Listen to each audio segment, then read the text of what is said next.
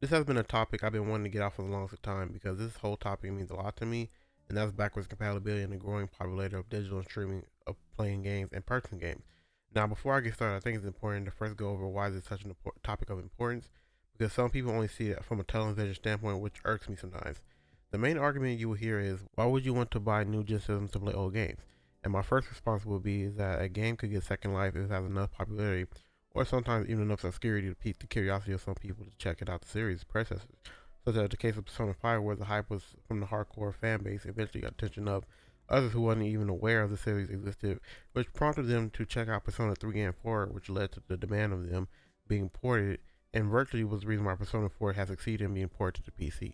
Second of all, technology is ever growing, and that means the old tech won't be accommodated for the upcoming future, so that means whoever even have enough patience to actually stick with their old consoles, you'll have to go to extra hoops, most likely by third-party devices, which in itself is a gamble because they can be shoddy, speaking from personal experience, to act as a bridge between old and new tech. Not to mention, if you're a hardcore gamer and don't get rid of your console for sentimental reasons, it can quickly cause clutter or take up space at the least, where it will be less costly as a whole to have one system. And third, if all else fails, ports will be a better middle ground, seeing if people really want it, they can buy the game again at an appropriate price and get that experience that they crave, which at the same time will steer people away from piracy and emulation, which is one of the many ongoing battles that Nintendo is clashing with the community because they don't understand that people like to play their old games but have no way outside of emulation, and that the rare chance that they do port the game is almost the same price as when it first released.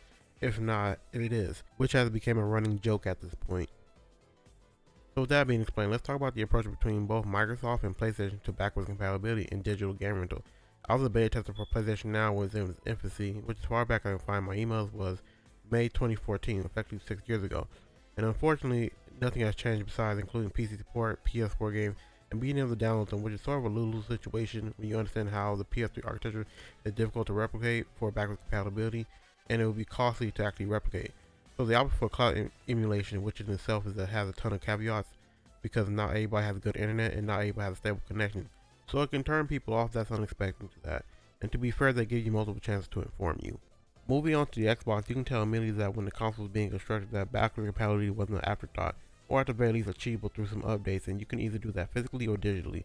And also with the additional Game Pass, you can download your games off the rip and keep enjoying for however long you like, which also have their quality upscaled in resolution and generally run better sometimes even they did in previous gen.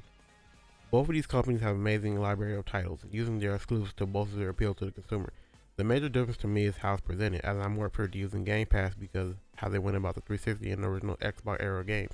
Because it's not stream based and the journey looks more amazing, as you can see here in the side by side, the Xbox version looks amazing and it keeps you immersed in the game, whereas the PlayStation Now it gets choppy at some parts, the overall quality looks lackluster, and it loads after it's on the PS3. And keep in mind, I'm playing on my PS5 and have gigabit internet.